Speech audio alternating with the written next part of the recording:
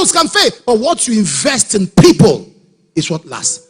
Your courtesy, your being kind, your good-heartedness. It may not necessarily mean money. What comes out of your mouth, is it comfort?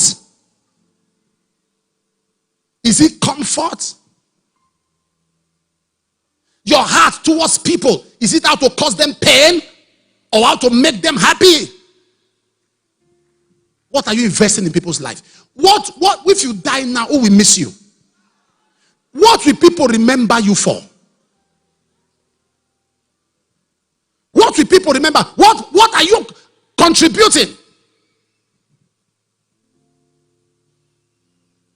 God treats us well so we can treat others better. God made you rich so you can reach others. I understand. Listen, the most dangerous people in this world are poor people. Poor people are dangerous. Poor people are a setup. They are a setup. I'm being honest to you. One of the things I said to God when I was praying, God said, I'll give you some covenant that will guarantee you standing, guarantee you wealth. One of them is be kind to the poor. And I've been doing that all my life. But the people that have come after me in this life are all poor people.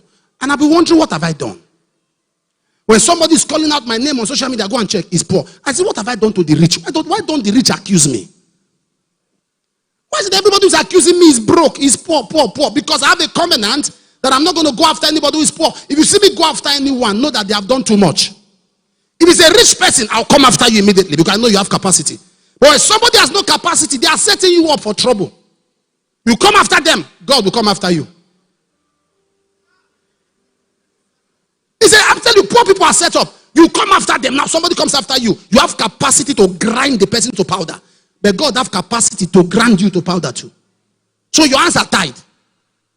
And poor, they don't know how to stop. Oh. You can't do anything. You can't do anything. Shishi, they don't have. You can't do anything. You just say, God. Then if I God say, hey, if you go after the poor, I will go after you.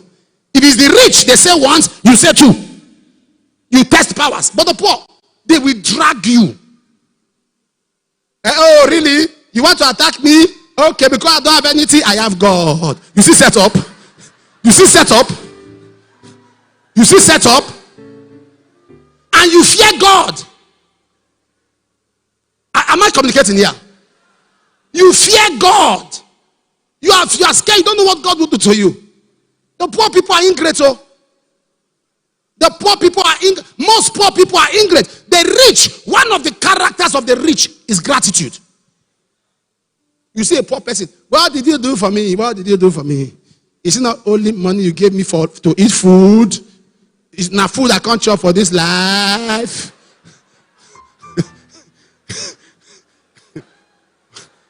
Wait, what I'm saying is not true. You see that my brother, that my elder brother, nothing has done for me. They say he paid your school fees, and so wait till be school fees. Wait till be school fees. Wait till be school fees. But he's the one that helped you to pay your rent. What is rent? What is rent? Wait till be rent. Wait till be rent. What did you do? He didn't do anything for me. He didn't do anything for me. In fact, the house, I've packed out of the house. Go and carry it. Go and carry. That's the generation. Ingratitude. Ingratitude is a proof of acidic poverty. Nobody become great.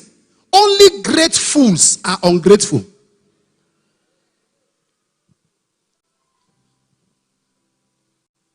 Let me give you a counsel today. Am I saying something to anybody at all? Let me give you a counsel. When God connects you to a senator, a governor, a multimillionaire, whatever it is, and the person blesses you, stop looking at the person's level of wealth to determine what he has given you. You didn't work the money for him.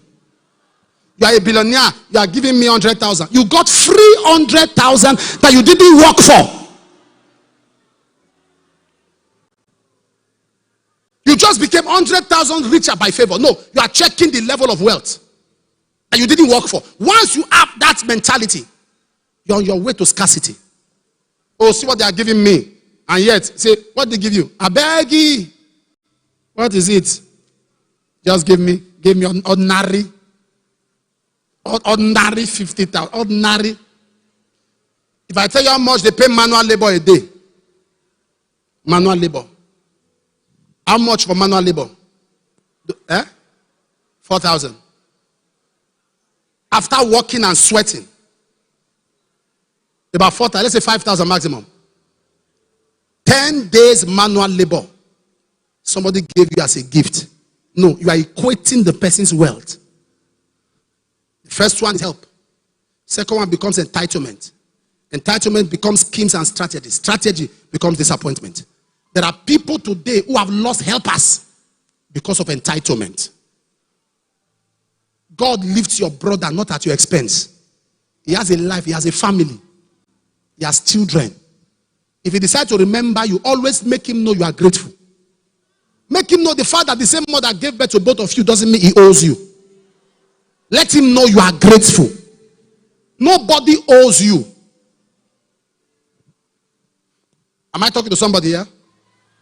A man was sick and they told him he was going to die. Wealthy man. He began to sell all his property. He has children. No? And they asked him, what about your children? He said they should go and work. Because he knew he had irresponsible children. Who will sell it the moment he dies? So let him sell it to keep buying drugs to extend his life. You are busy blaming people for not helping you. I know they go make a get. You don't tell me they make a pa never give me anything. You give me something keep.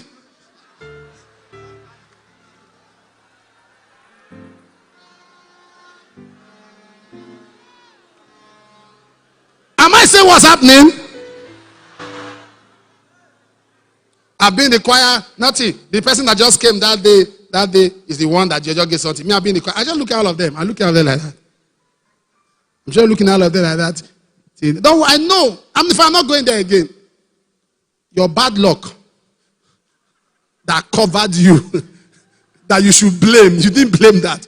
You are blaming an innocent. You see, it's these days. They don't give us money in church, oh. Church? Give you money. How? How? This is, you don't have to understanding. How?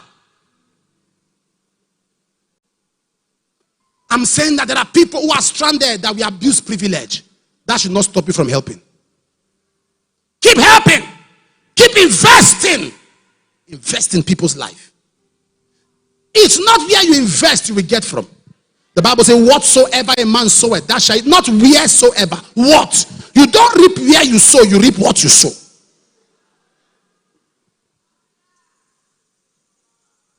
You reap what you sow, not where you sow. I wish I was talking to somebody here. Invest. Not in cars, not in houses. Those are perishable. He that has pity on the poor, lendeth to the Lord. Proverbs 19:17.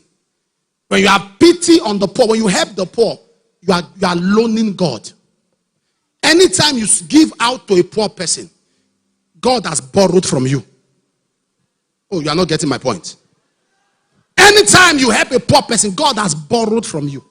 He that had pity on the poor, lendeth to the Lord. That which he had given, he will pay him again. God does not owe anybody. There are some of you that throw out food. You pour food out. Rice and whatever it is. In the morning, you throw them, and there are neighbors that have not eaten. You have more than enough that you can dish to them. Say, I prepared something. Please take part of it. In the morning, you pour it out. Not just a waste of food, a waste of opportunity to be blessed. There are people that hunger. Some not close to where. Nothing. No money in their pocket. Just that little thing that you consider little can change their story. Can bring hope to them at that time. Be an asset to your neighbors. Asset to people around you. Invest in lives. Once you are an outreach, you must be rich. Once you reach out, you must be rich. Nothing triggers wealth like having a body for people, being a people's person.